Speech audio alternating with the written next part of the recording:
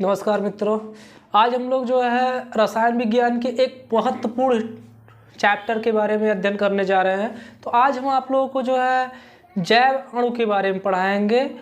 ठीक है, जैव अणु के बारे में आज हम लोग जैव अणु क्या होता है उसके बारे में पढ़ेंगे। जैव अणु के अंतर्गत कार्बोहाइड्रेट की जितनी संरचनाएं हैं सभी संरचनाओं के बारे में बहुत अच्छे तरीके से हम लोग अध्ययन करेंगे।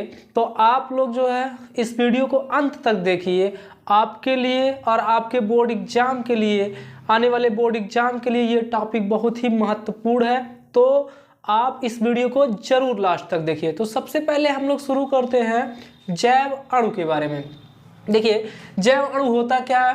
तो जैव शरीर में असंख्य अणु होते हैं। आप लोग का जो जैव शरीर होता है, हम लोग का जो जैव शरीर होता है उसमें असंख्य अणु होते हैं और असंख्य अणुओं के आपस में मिलने पर हम लोग का एक शरीर का संगठन होता है।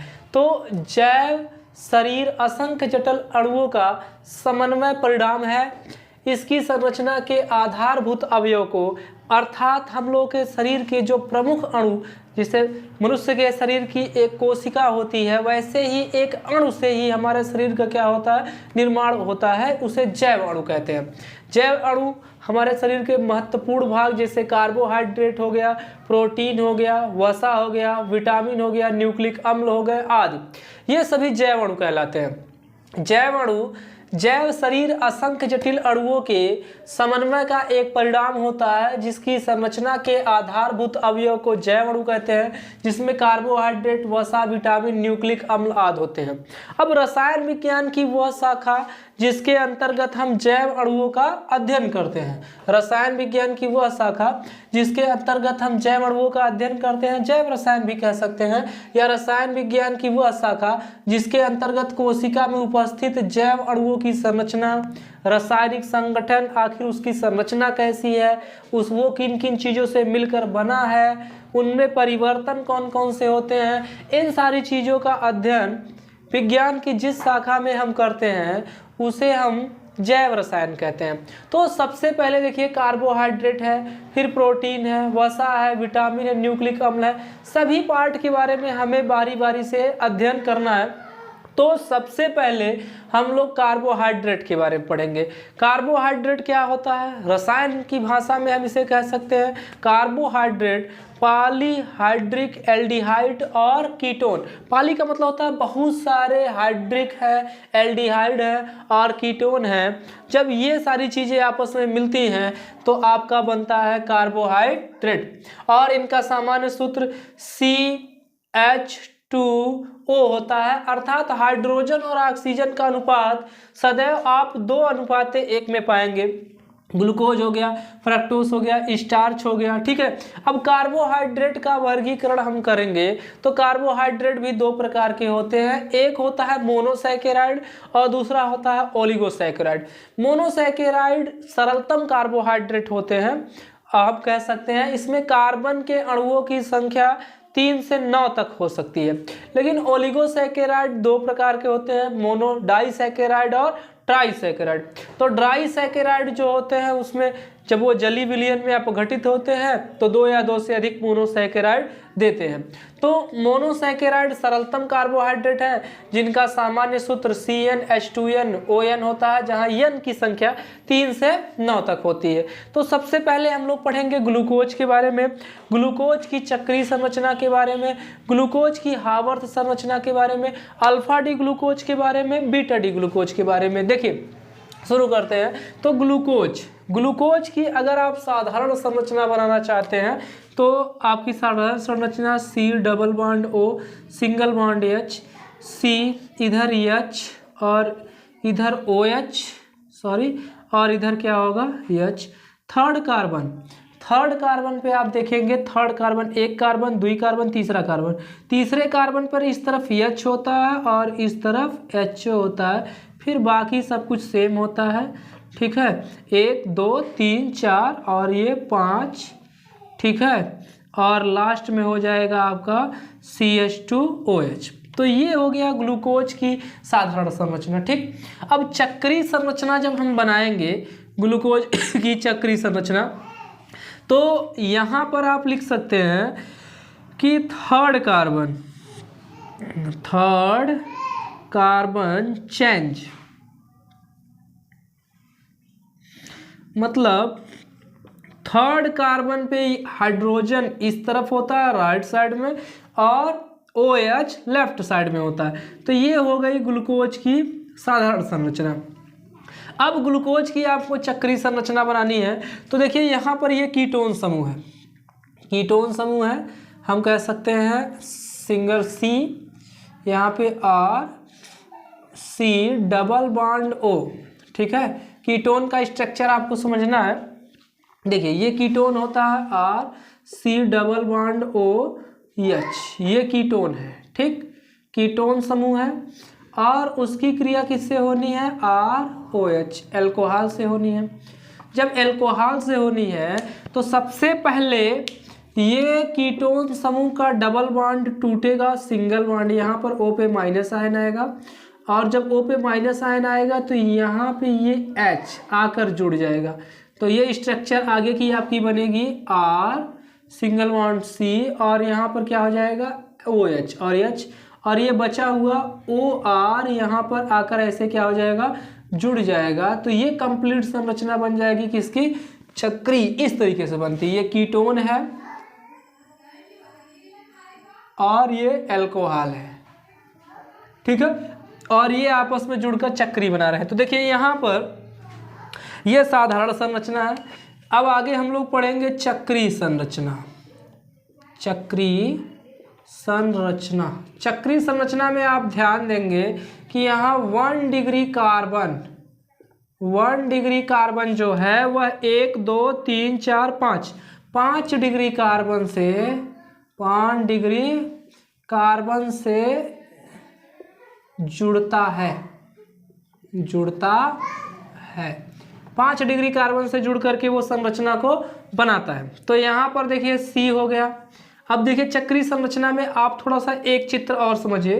यहाँ पे C double bond O single bond H, ठीक है, और सिंगल बॉन्ड C इधर हो गया OH, यहाँ पे आ गया H, यहाँ पे C, यहाँ पे H और यहाँ पे HO, यहाँ पे C, यहाँ पे OH और ये हो गया H, यहाँ पे C और ये OH और H और यहाँ पर हो गया CH2OH। देखिए अभी चक्रीय संरचना हम बना रहे हैं, यहाँ से हाइड्रोजन पृथक कर रहे हैं। तो ये माइनस आयन प्लस आयन, यहाँ से ये ब्रेक होगा, ठीक है, ये बंध टूटेगा माइनस, ये प्लस, ठीक है। तो ये माइनस है तो यहाँ पर ये हाइड्रोजन जाएगा, ठीक है, और ये वाला बंध जो है आकर के इसके साथ ऐसे अटैच हो जाएगा, ठीक है, अटैच हो जाएगा। ये H यहाँ पे जा रहा है और यहाँ से जो सिंगल बॉन्ड हो जाएगा और ये सिंगल बॉन्ड आकर के यहाँ पे ऐसे क्या हो जाएगा, जुड़ जाएगा।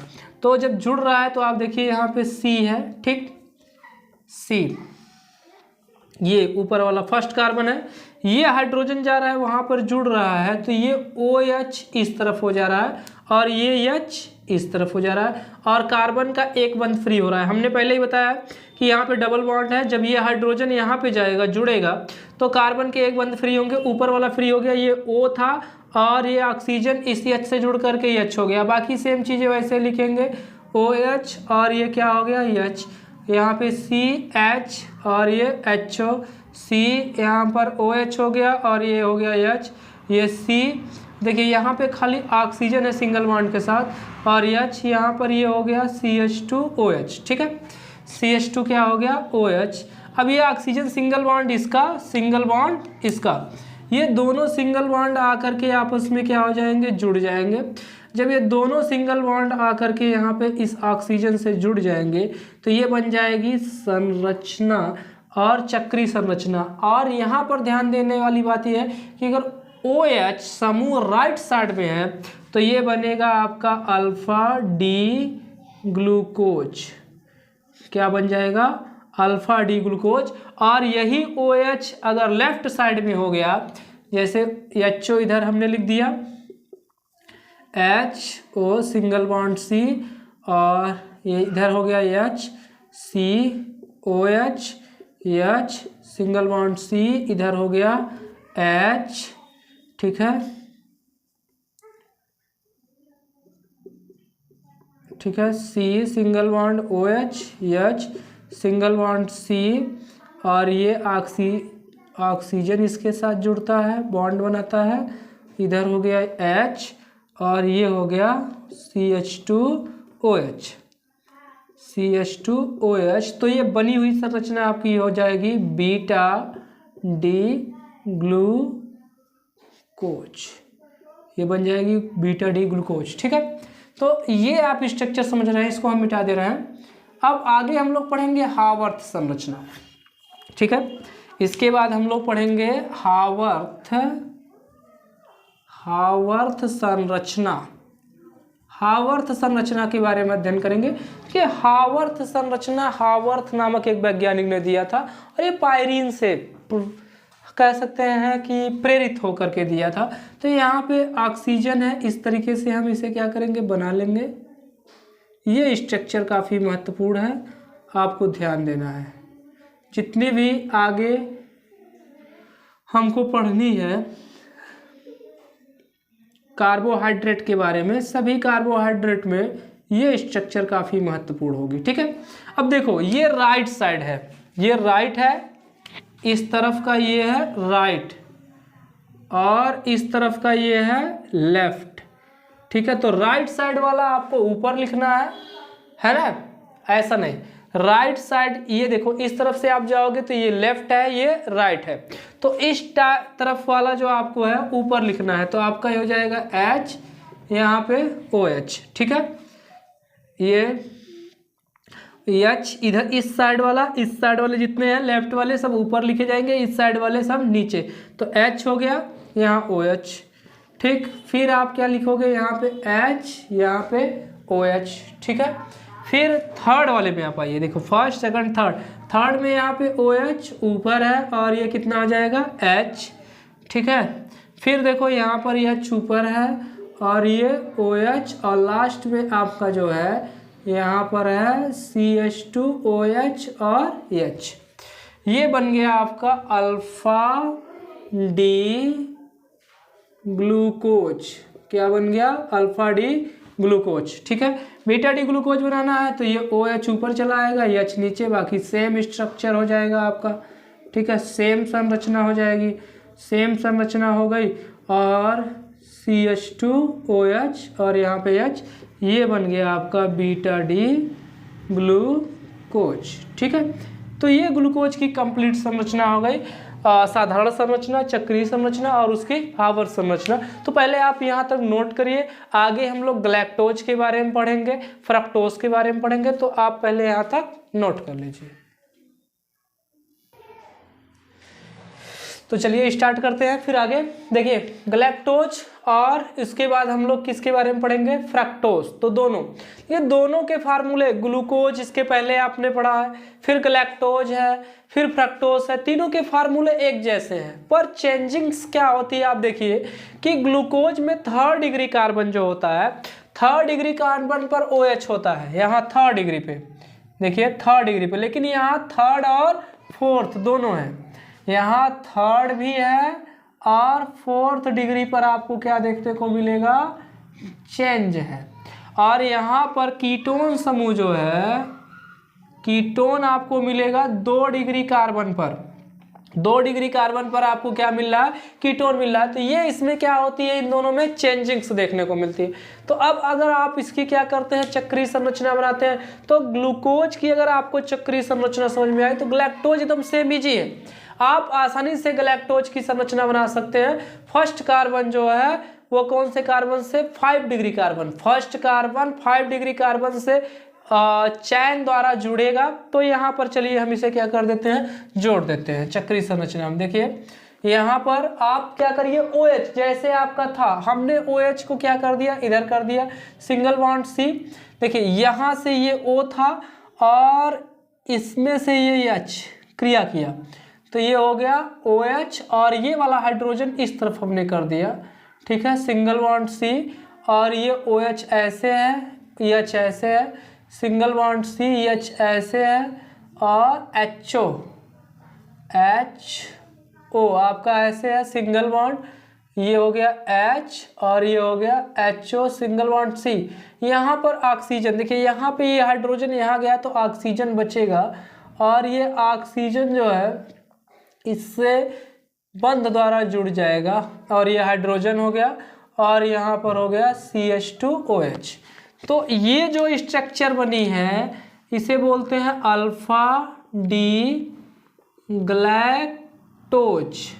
ठीक है, अल्फा डी ग्लैक्टोज। चलिए बीटा डी बना लेते हैं। ये OH जो है इस साइड कर दे रहे हैं। ठीक है, OH को इस साइड कर देंगे तो HO सिंगल बॉन्ड C। ठीक है, देखिए HO सिंगल बॉन्ड C और यहाँ पे आ गया H और single bond C OH H और C इधर H इधर HO C इधर H इधर HO C। ये ऑक्सीजन द्वारा पांचवा कार्बन जुड़ रहा है। जब पांचवा कार्बन जुड़ रहा है तो यहाँ पे H और ये हो गया CH2OH। इसको बोलते हैं बीटा डी ग्लैक्टोज। ठीक है, बीटा डी ग्लैक्टोज। अब चलिए हावर्थ संरचना बना लेते हैं। यहाँ पे हावर्थ संरचना, हावर्थ संरचना इजी है। इसके पहले आपने बनाया है ग्लूकोज की हावर्थ संरचना तो आपके लिए इजी है। देखिए बार बार आप प्रैक्टिस करोगे तो आपको बहुत आसानी से समझ में आ जाएगी। ठीक है, ये चीज़ें जो है प्रैक्टिस पर ही निर्भर करती है आपको कितनी आती है। हमने बताया है कि इस साइड वाली जो चीज़ें होती हैं ऊपर, इस साइड वाली नीचे।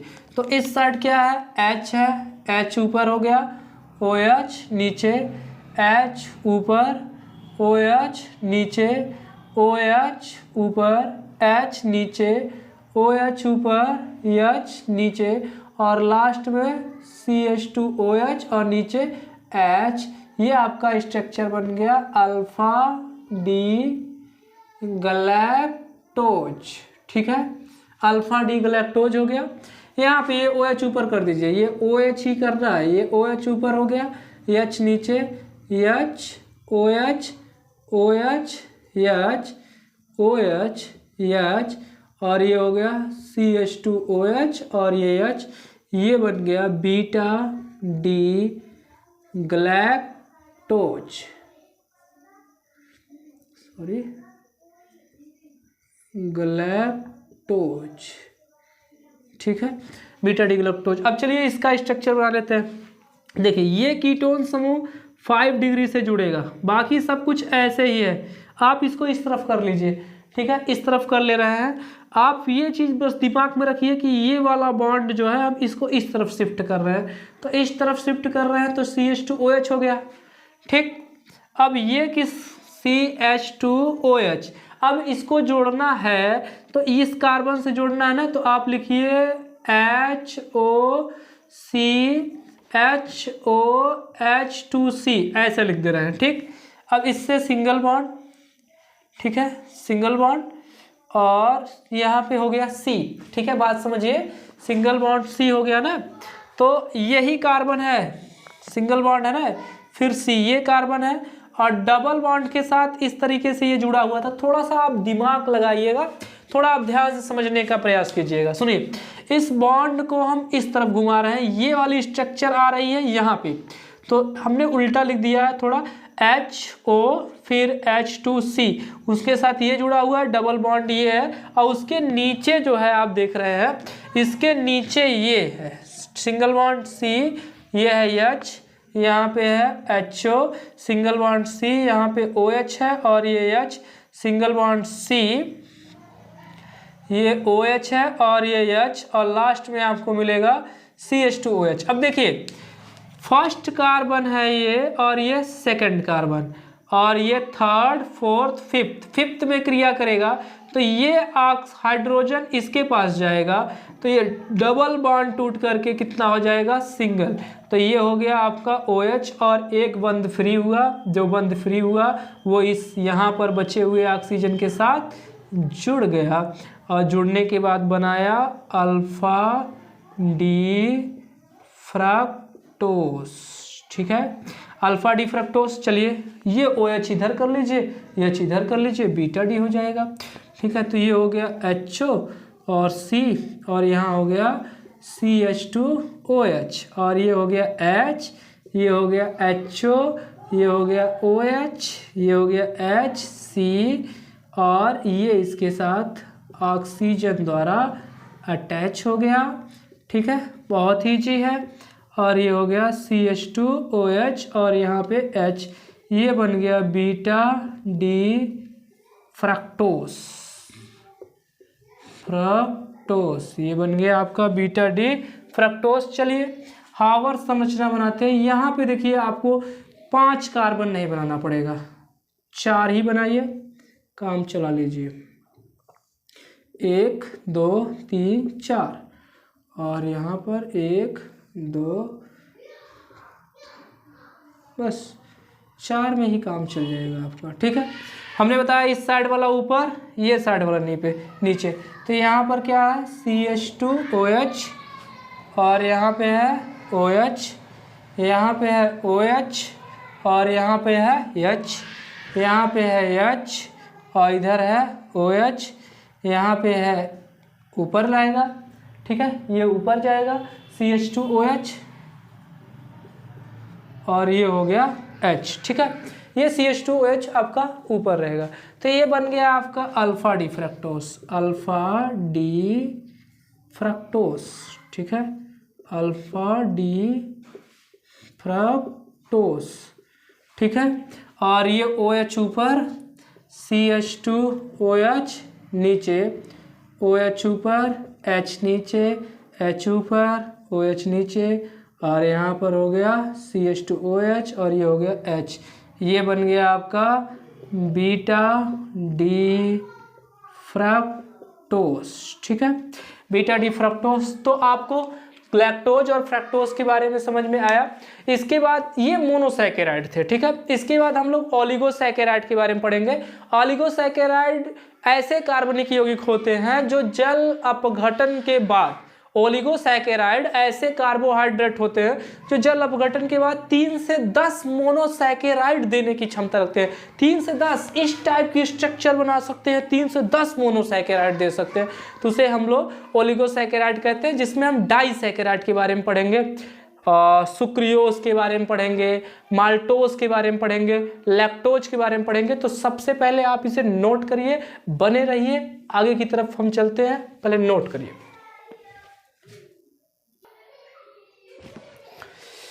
तो इसके बाद हम लोग जो है सुक्रियोज और माल्टोज के बारे में पढ़ेंगे। देखिए ये ओलिगोसैकेराइड होते हैं। ओलिगोसैकेराइड क्या होते हैं? वे कार्बोहाइड्रेट जो जल अपघटन के बाद 3 या 10 तक मोनोसैकेराइड देते हैं। मोनोसैकेराइड का मतलब ग्लूकोज हो गया, फ्रक्टोज हो गया, इत्यादि हो गए, तो उन्हें हम ओलिगोसैकेराइड कहते हैं। ओलिगोसैकेराइड भी 2 प्रकार के होते हैं, एक डाइसैकेराइड और तीसरा क्या होता है ट्राइसैकेराइड। पॉलीसैकेराइड भी होते हैं। तो वे ओलिगोसैकेराइड जो जल अपघटन के बाद 2 मोनोसैकेराइड देते हैं, जैसे ये सब हो गए C12H22O11, और जल से क्रिया करने के बाद ये ग्लूकोज या fructose, alpha D glucose, beta D glucose इत्यादि देते हैं, तो उन्हें हम जो है कह सकते हैं डाइसैकेराइड कहते हैं। तो सबसे पहले हम लोग पढ़ेंगे सुक्रियोज के बारे में। तो सुक्रियोज कैसे बनता है उसे आप समझिए। अल्फा डी ग्लूकोज और बीटा डी फ्रक्टोज, हमने पहले ही बताया है कि आपको हावर्थ संरचना पे ध्यान देना पड़ेगा।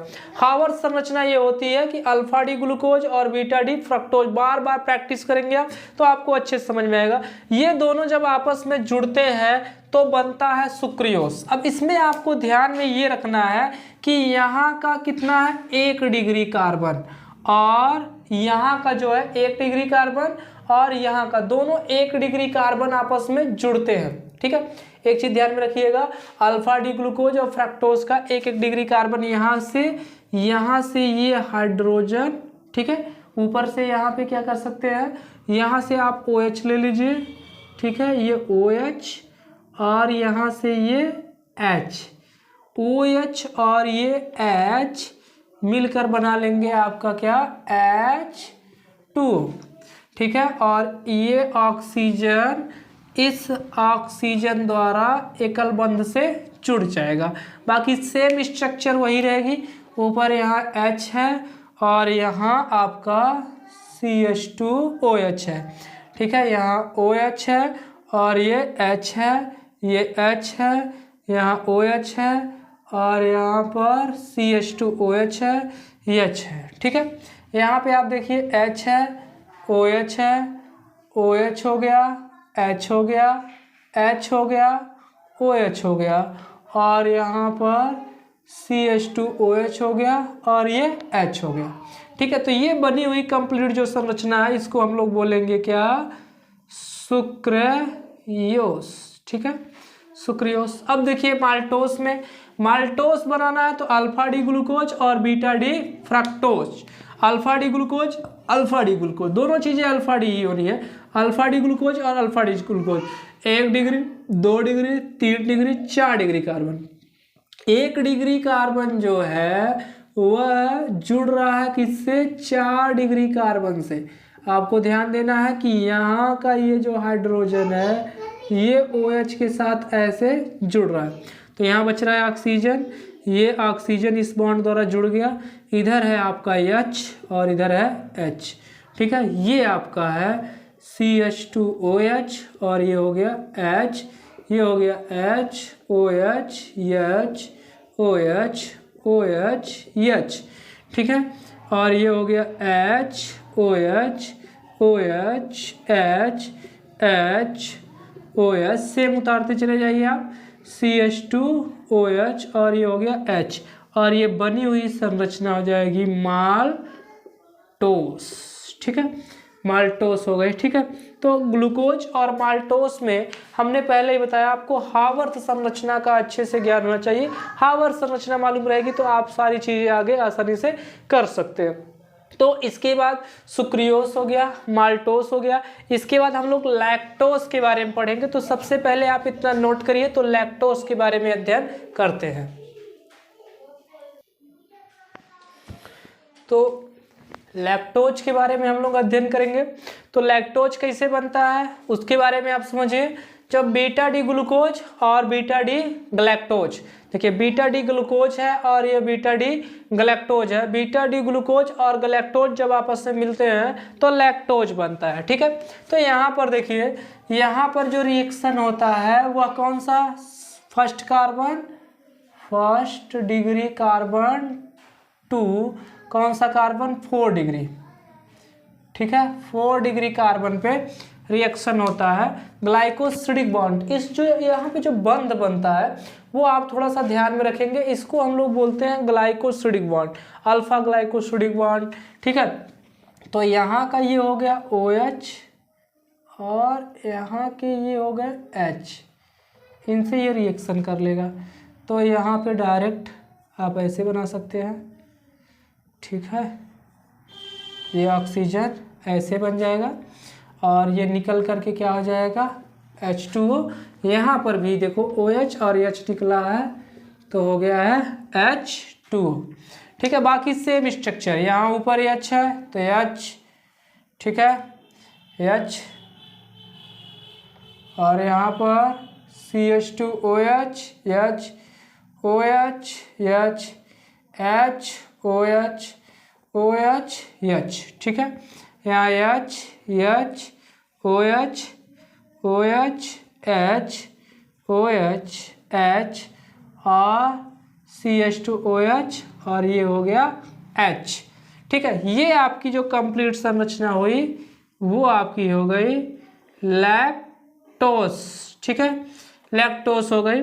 तो आप लोग वीडियो के अंत तक बने रहिए, ठीक है। इसके बाद हम लोग एक और संरचना के बारे में अध्ययन करेंगे, वेरी वेरी इंपॉर्टेंट संरचना है जिसका नाम है स्टार्च के बारे में, ठीक है। तो आप लैक्टोस के बारे में अगर समझ गए हो तो आप इसे नोट करिए। इसके बाद हम स्टार्च के बारे में अध्ययन करते हैं, ठीक है, नोट करिए। तो हम लोग जो है स्टार्च के बारे में अध्ययन करेंगे। पॉलीसैकेराइड, पॉलीसैकेराइड में बहुत सारे मोनोसैकेराइड के अणु आपस में जुड़े होते हैं। पॉली का मतलब ये होता है बहुत, बहुत सारे अणु जब आपस में जुड़ते हैं तो एक बृहद संरचना प्राप्त होती है और उस बृहद संरचना को पॉली कहते हैं, जैसे पॉलीमर, बहुलक जिसको बोलते हैं हिंदी में। तो स्टार्च के बारे में हम लोग अध्ययन करेंगे। स्टार्च कितने क्या होता है, तो स्टार्च दो प्रकार के होते हैं, एक अल्फा एमाइलोस होता है और दूसरा बीटा एमिलोस होता है। ठीक है। तो एमिलोपेक्टिन भी इसको हम लोग बोलते हैं।